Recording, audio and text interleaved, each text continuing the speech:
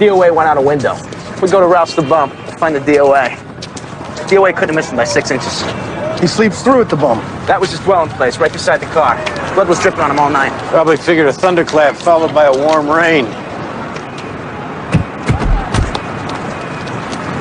There's no ID on the croaker. That could be the launch pad. Oh, for God's sake. Look at this. Look at who this is dead. Roberts.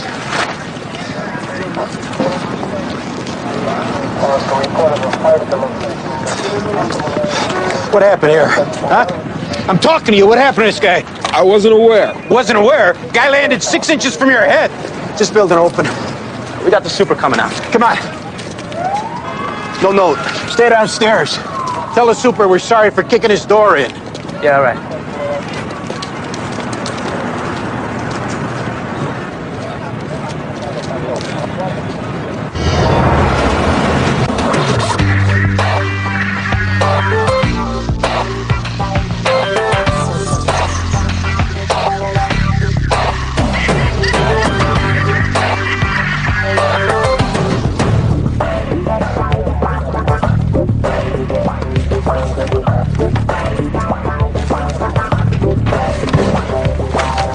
Here's his gun.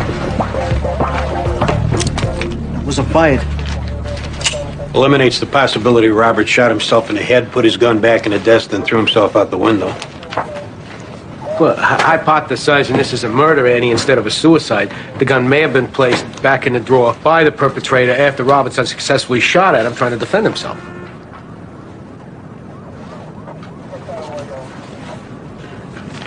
Why, it isn't out of the question. James seeing if the gun had been fired. The perpetrator wants to make him, Croak, and Roberts look like Roberts committed suicide. But he don't put one in Roberts' head with Roberts' gun. He don't want to give us an even chance buying the suicide angle by us finding Roberts with the gun in his hand, dead at his desk. Yeah, bottom line, the gun hasn't been fired. This is murder, but the gun wasn't involved. No, there's a logic to what you're saying.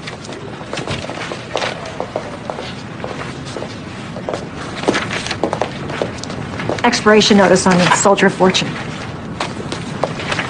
All right, let's box this stuff. We can go through it in the house. And shut that door and that piss smell coming from the hallway. Yeah, the building's definitely seen better days.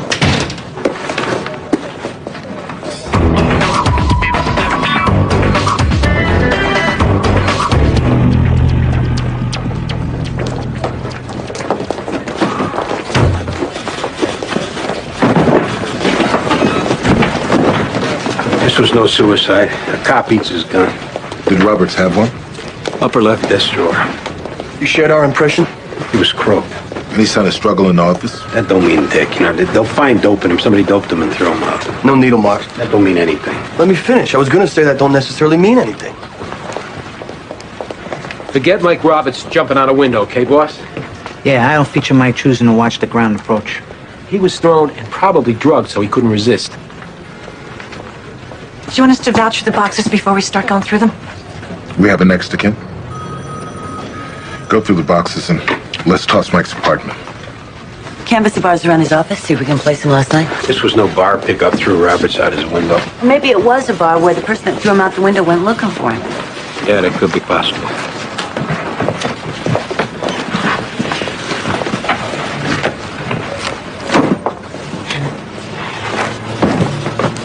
He was pushing to tell me something.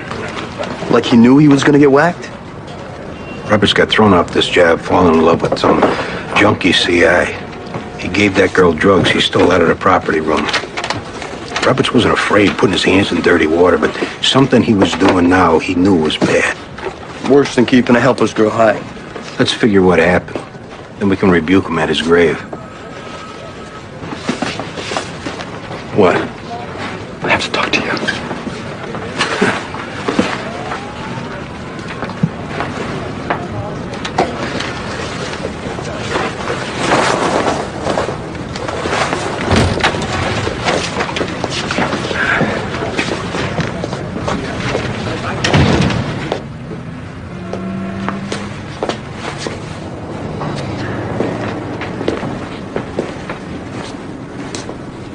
Malcolm Cullinan, who was responsible for Dolores' death.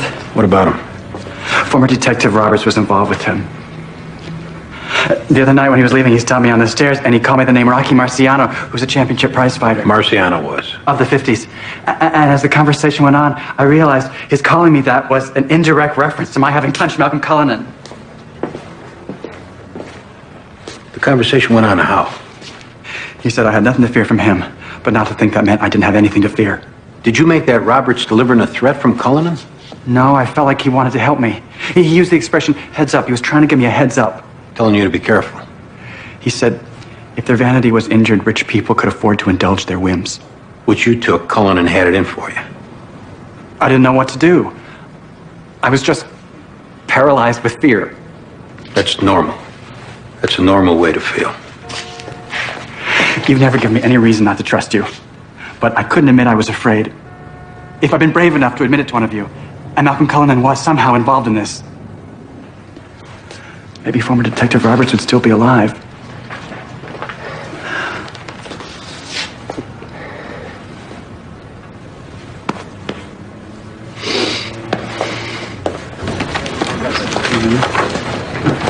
If I had half a brain to listen, What did John have? what I should have known. Cullinan, that Dolores O.D. tricking for in Atlantic City, hires Roberts to harm Gay John after Gay John cleans his clock in the pokey room. Where'd we get it? Gay John just tells me Roberts, leaving the other day after stepping on his joint over that truck delivery heist, Roberts goes out of his way to find Gay John, giving him a specific heads up. He's in no danger from Roberts, but he better watch his back. Roberts acknowledged he was working for Cullinan? He calls him Marciano, Gay John, specifically referring that John cleaned Cullinan's clock and that rich people can carry a grievance, which he told me, chapter and verse, Roberts, my ship finally came in, I can't take advantage, it makes me too sick.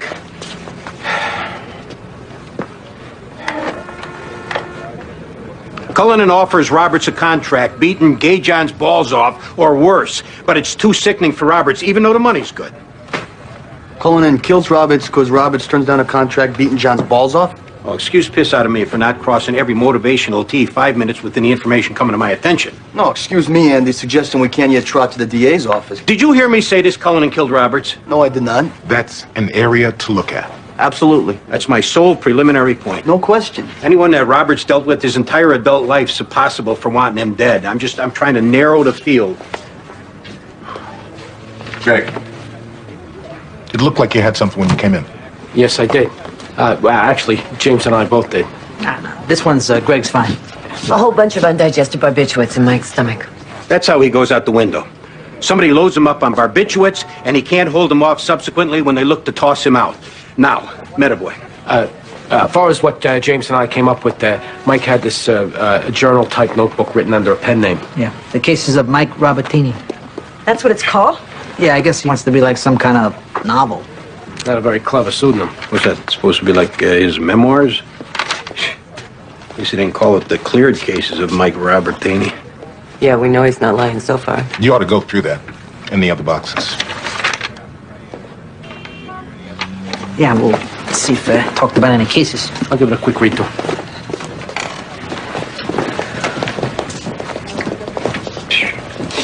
Mike Robertini. What a genius title that one is.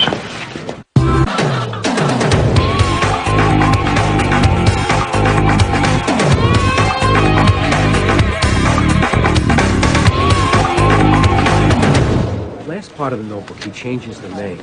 But it's no doubt who Mike's talking about. He calls the guy Callahan, but he's talking about Cullinan.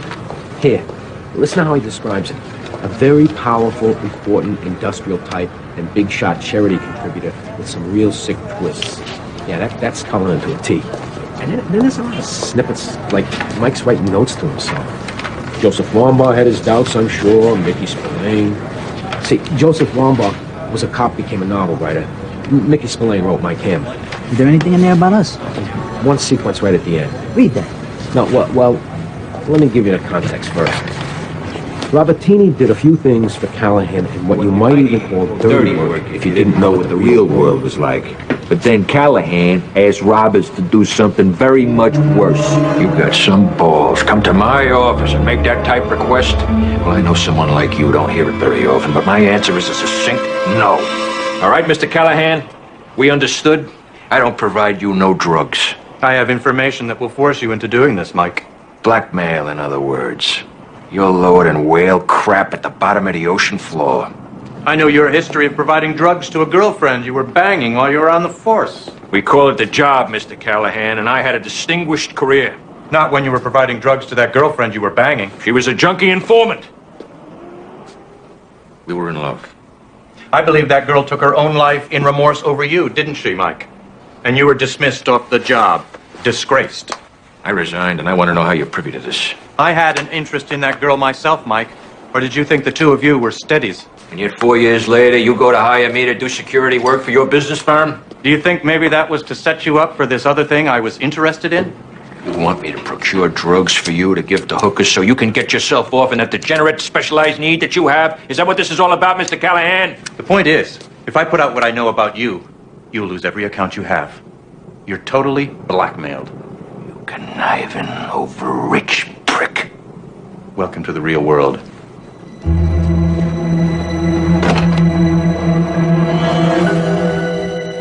I want that ferry taken care of. What the hell you say? I've got blackmail control over you, scumbag. Hey, you call me that again, and I'll give you a heterosexual beating compared to the sword jaw that he gave you. Suppose I offered you 25 grand. Oh, and that's supposed to interest me? I want him pushed out a window. I want to see if ferries fly. And that's supposed to interest me? 25,000 cash? You got some balls coming in my office making that type of request. We sure miss you, Mike. I'm envious. Ah, well, your day will come, huh? Yeah, as soon as these people can afford private eyes. Hey, he said it, Jim, and I didn't. Do you want to talk to me privately? Yes. Oh, no problem, Mike. You're a good egg, Medansky. You too, Jimenez. When I get outside, I'm going to trade this in for a sombrero. Hey, you said that. I didn't. What do you want? You know I hate small talk. Yeah. This guy I work for out and out proposed I do murder, and he... Believe that or not. Thinking he can force you out of your values, he must have blackmail information. Yeah, well, he's already forced me to get him uncut smack, Andy, and he's got a thing for junkie whores. An ex-PAA turned junkie whore from our house died under just those circumstances. Yeah, now he wants me to kill her replacement, see? What's he trying to turn that PAA's job into a death position? No. Mel Callahan, Andy. That's our mystery man. And I'm confiding it to you. You got a bum shake your whole professional career. It's water under the bridge. I don't cry about that. Andy, can you protect me if necessary?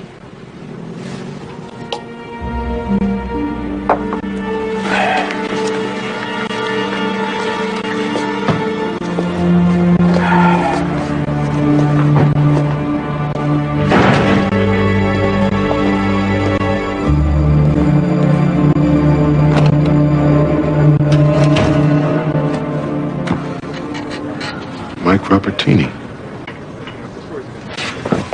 It wasn't the hookers getting high Cullinan wanted to see. Wanting them to overdose. He got off on watching them die. If Roberts isn't going to score dope for Cullinan anymore, Cullinan's got to feel Roberts is a risk. Roberts could turn around and blackmail him. Well, there's your motive for Cullinan murdering Mike. What Cullinan should have been afraid of wasn't Roberts blackmailing him. It's Roberts turning him in, because that's what Mike was about to do. Stands in that bathroom. Begs me to make him give it up. One thing I could never do, Andy, evade you knowing I was wrong. You could always find my bad secret. Prick's got no exposure, this Cullinan. The hook he's shooting up is on them, and Roberts is a mope that if he didn't commit suicide, his whole client list was eligible for launching him out that window. Wardrobe like that doesn't stop. Colin, he'll be afraid a little while, then he'll start building up in him again, wanting what he needs to get off. Let's give him what he wants.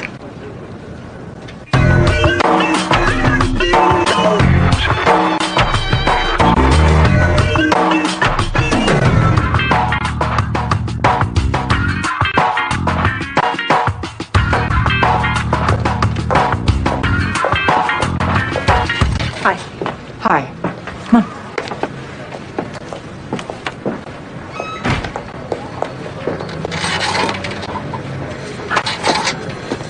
She looks like Roberts described her, madam. Yeah, he described her good enough that Diane knew who he was talking about. When Diane was working vice, every male in Manhattan must have been even money to get locked up. That one ain't gonna be no slouch. I guess all the coffee shops were closed. Some trick uses your service runs into you here, Lee. He's probably got other problems to worry about. You put Dolores Mayo with Malcolm Cullinan. I put Dolores Mayo with Malcolm Cullinan. I did not put a needle in Dolores Mayo's arm, whether he asked her to or not. We want you to put someone else with him. Cullinan's not in touch with me anymore. Because? Because I asked him not to be. Well, now you're going to change your mind. I had no connection with that girl's habits, Dolores Mayo. No one's saying you did. I'm saying I didn't. We want to run a girl through your service to get to Cullinan. I wouldn't mind seeing that prick jacked up, but it's not a big business endorsement, my service fronting for the cops. It's not like we'll ask you to testify. And if they go for entrapment, it's not like his lawyer won't. You need to use your imagination on this one, Lee. Because it's going to happen, or you're not going to have any business left to endorse.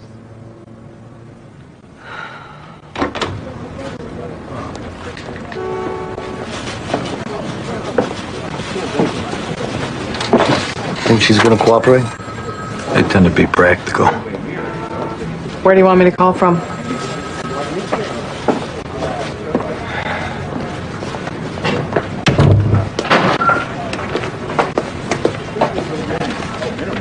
So are your interests still pretty much the same?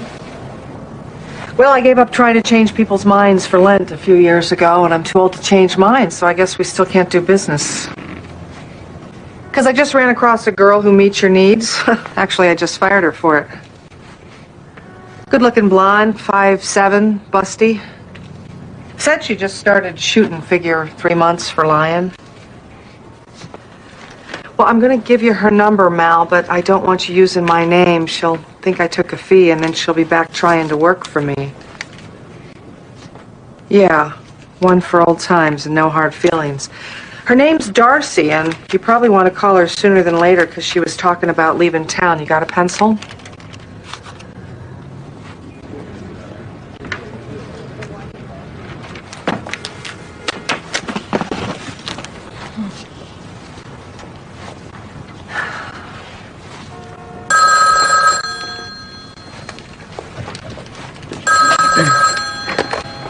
Hello. She's a tough former prosecutor. You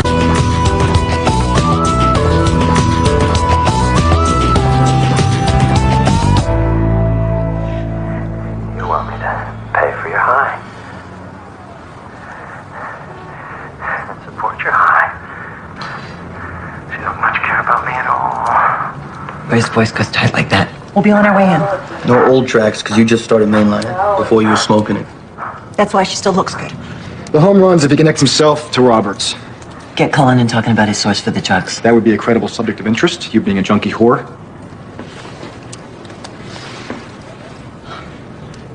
Whether you get him to Roberts or not, you have to establish the drugs are Cullinan's. Whatever sex trip he wants the two of you to get on may involve him faking finding the drugs in the apartment. That they belong to his friend. You can't let him stay with that.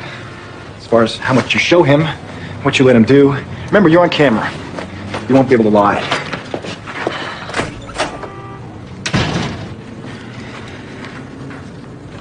Hold on, Danny.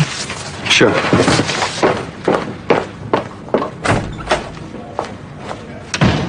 I need to talk to her about the lipstick camera. Yeah, she'll be back in a minute. Come on, Leo. Come on, what? I'm supposed to pretend that I like this? No, I'll settle for not getting treated like garbage because I'm doing my job. You think Cullinan's gonna let you off easy? This isn't some wallflower losing his cherry, Jill. Yeah, neither am I. Oh, that's good. Oh, come on, Leo. All I meant is I know how to handle myself. Somehow, I don't think that's the only thing you're gonna be handling tonight.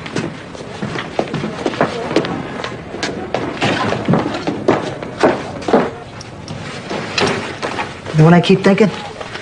Mike Roberts on Oprah. In what context? Authoring some detective novel. Promoting it on Rosie O'Donnell and the like. Yeah, Rosie O'Donnell, Oprah. Yeah, he'd love that. Yeah, had so many interesting cases, Oprah. After my distinguished service on the job, I very much wanted to write up the cases I was proud of or the like. That I was actually quite proud of my work. 100% candid, James. I've flirted myself with writing some of our cases up. We had some pips. Yeah, well, we've had some pips, haven't we? Every conceivable wacko, for one thing. That could be a volume in itself, couldn't it? The head cases of the NYPD. Talking about colleagues or scouts? Oh, you're right there. That could be a whole second volume. Or you could have a whole second volume solely devoted to Andy being nuts. Split. That volume could be, James, Crazy in the Office, Nuts in the Field. The behavior of Andy Sipowicz.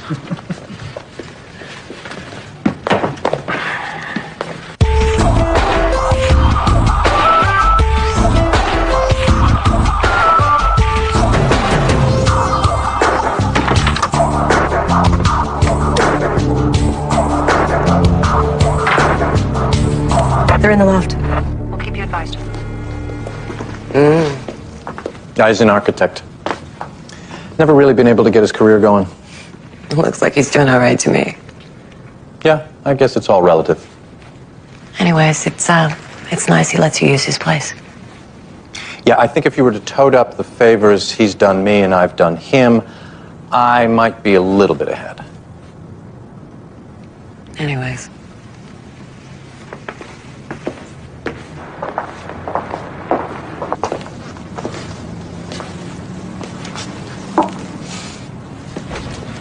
Anyways, we agreed on 2,500. That's 5,000. You'll find I'm full of those kind of surprises.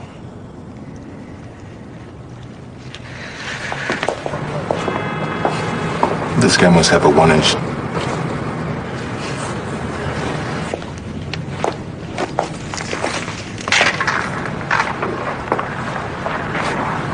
I find I love being surprised.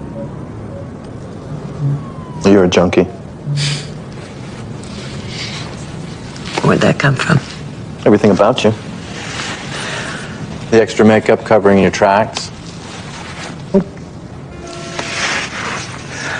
Me making up that guy who gave me your phone number and you saying you remember him. You being as gorgeous as you are and afraid in your eyes, like a $50 whore. That's all junk. You feeling what it's doing to you and worrying, is it starting to show yet? I'm not enjoying this. I don't think you enjoying this is exactly the point of the exercise.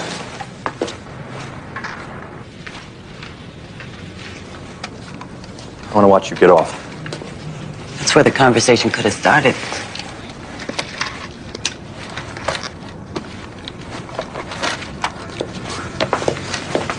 Move over here. You in position, Andy? We're good.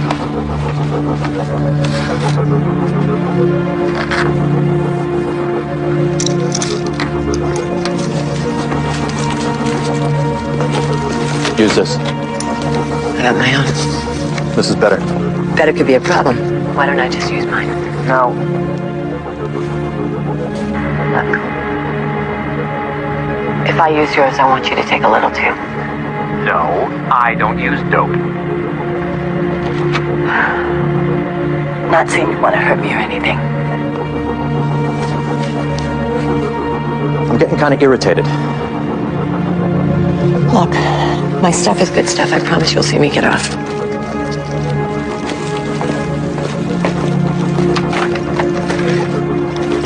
Hey, Darcy? 10 seconds. You're going to use my stuff. You're going to use it now, or you're not going to get the $5,000. And you are going to get hurt. Andy, take it down.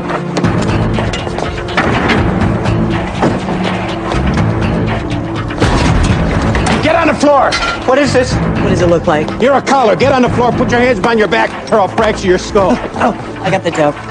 My attorney is James Sinclair. I want to speak to my attorney. Yeah, he did such a good job when you killed Dolores Mayo. What is this? Some elaborate kind of payback? Some police vendetta?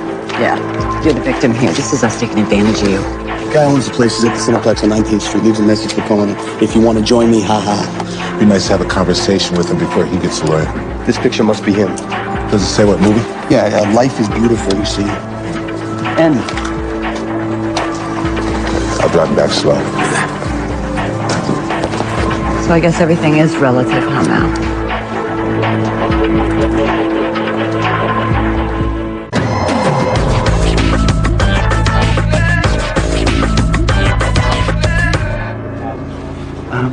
Sorry, not in right now.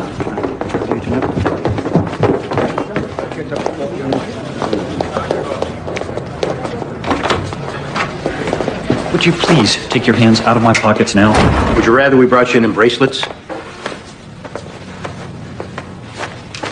Or would you like me to sit? Well, how about right here? So, what's your name? Trent? Trent Knox. What kind of name is Trent? It's been in my family a while. So one of your ancestors lost a bet? I have never had any kind of problems with the law, and I deeply resent being yanked in here coming out of a film. Then you shouldn't have written the movie you went to on a Post-it note so that when we collared your ass buddy in your apartment, we'd know where to grab you up, huh? I think what I'll do is ask for a lawyer. No, I'll demand a lawyer. Yeah, let's get you a lawyer, Trent. So instead of you giving us like 3 sentences of simple explanation that could get you out having cappuccino, you can be charged accessory to attempted murder. You ever try to take a crap with no toilet seat and 5 guys watching you, Trent? And knowing there's no toilet paper for after. I don't know what Mal Cullinan was doing in my apartment. I wasn't there. What do you do, put a gun to your head and force you out into the street? Mal Cullinan told me in a general way. No, let me rephrase that. Please. He didn't tell me anything about tonight specifically. We had a general understanding that he would sometimes use my apartment, and I gave him an extra key. This is Trent preparing for his courtroom testimony, skating delicately amongst the big icebergs of possible self-incrimination instead of once in his life trying not to outsmart the world and just stick to simple facts. All right, well, has it ever occurred to you that I might be just a little bit nervous? Is he gonna cry? Trent, just give us a couple straightforward answers. No one wants to make you nervous or upset or anything else. He does.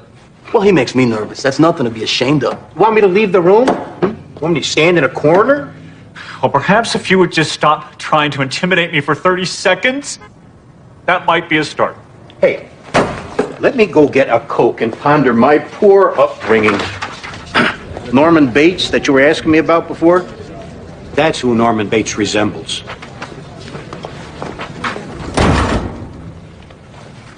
Who's Norman Bates? What a complete ass. What was going on in that apartment? Obviously, that's nothing you'd want to be a part of. Oh, boy, you could say that again. My God. So that heroin wasn't yours? Hell no. He would always bring that with him. I had nothing to do with any of this. The girls and the drugs. The girls. This was all Mal Cullinan's show. See there, Trent, you do indicate a certain amount of felony knowledge, what's going on behind closed doors.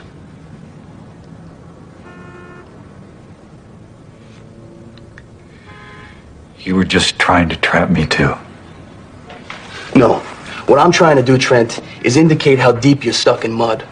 I want to bring you to a clear understanding the importance of you coming now with all you got on your twisted prick friend Mal Cullinan. If you want to avoid taking your place in a part of the world you would not know how to describe on a Post-it note. We ready? Yeah, we're ready. Look, let's allow events to unfold somewhat, so perhaps we'll be spared contemplating such a vast array of contingencies. There's a reason why junior partners are junior. And I suppose if you had a bitter turn of mind, you might be thinking at the moment about chickens coming home to roost, huh? I'm thinking about prostitutes. Your deceased friend, Miss Mayo. No, the one standing in front of me. Detective Sipolis, I can't imagine you weren't involved in this escapade.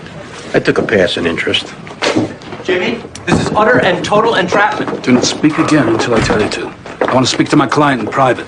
I had no intention of harming her, and these people had a bogus flat on the way in. Shut up, we'll get another lawyer. I want his cuffs off. I want to speak to him in private. You want that done here? Right here would be fine. Take off his cuffs. They won't want to be using the book, Your Honor. Interview 3. I believe that's down the hall. You do look lovely. Thanks a lot.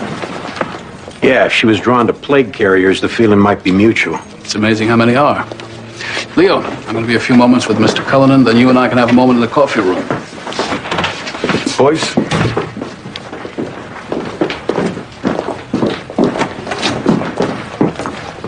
You want me to wear this home? I don't care what you do.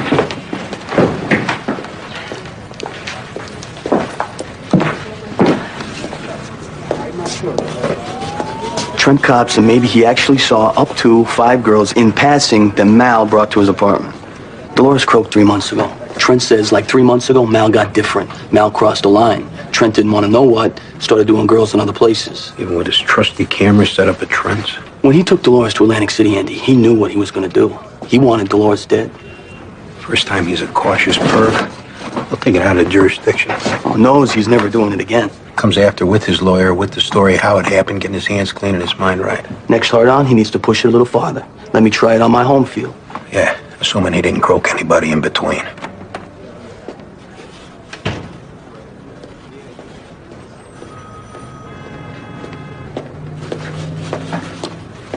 So do you think Cullinan tells Sinclair the truth? Think he lies? In response to Sinclair saying, lie to me? Tomorrow night on TV. Bobby'd get really crazy, too. I wanted it to work with Leo. The boys really looked up to him. You're done? They look up to Mark McGuire even more, and I wouldn't take that crap off him either.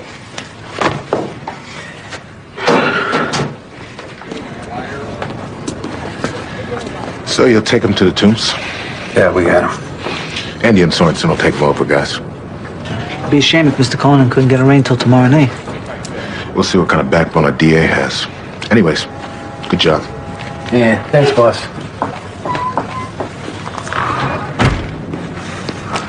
Frosty Lager? Nah. Just stick around a while, James.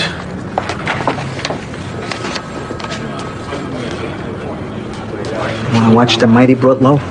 Nah, I'm gonna keep excavating these notebooks. You're gonna keep digging till you find Roberts' original effort? I might as well be thorough. The thought of Mr. Cullinan pen with them lower social types?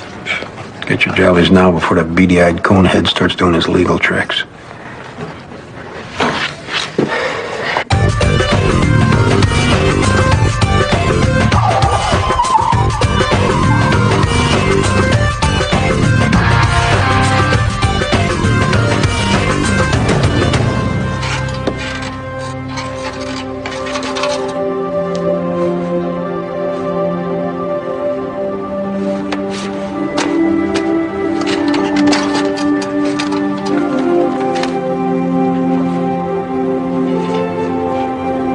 Here I go, trying to break my cherry.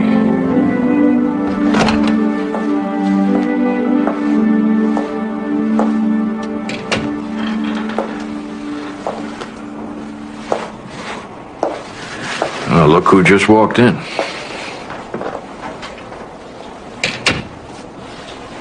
Hiya, Mike.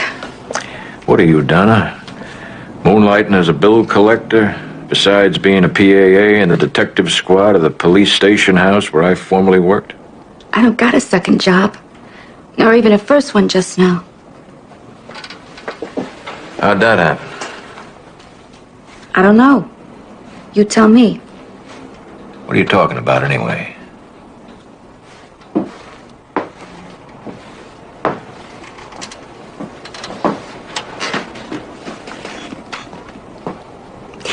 I got somewhat of a crush on you.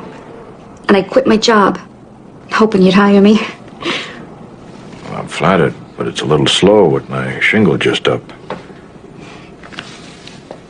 You were always very truthful, Mike. You know, a lot of times you haven't got even a vague idea what you're doing. This is the first thing I've attempted. I was sitting here hoping a case begins.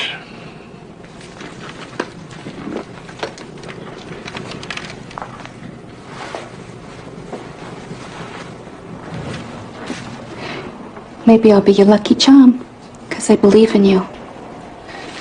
You've got shortcomings, but I've always known you're trying to be a good person. I hope to be an encouragement to you, just sitting at my desk. I guess everyone needs someone to believe in them at the beginning of things.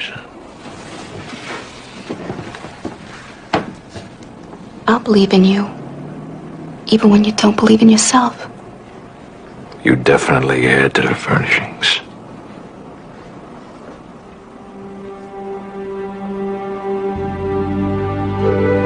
Use her to encourage the detective. She can help him out, give him advice. You know, keep him going. She'll always cheer him up. Everyone likes a beautiful broad. Maybe I can do this.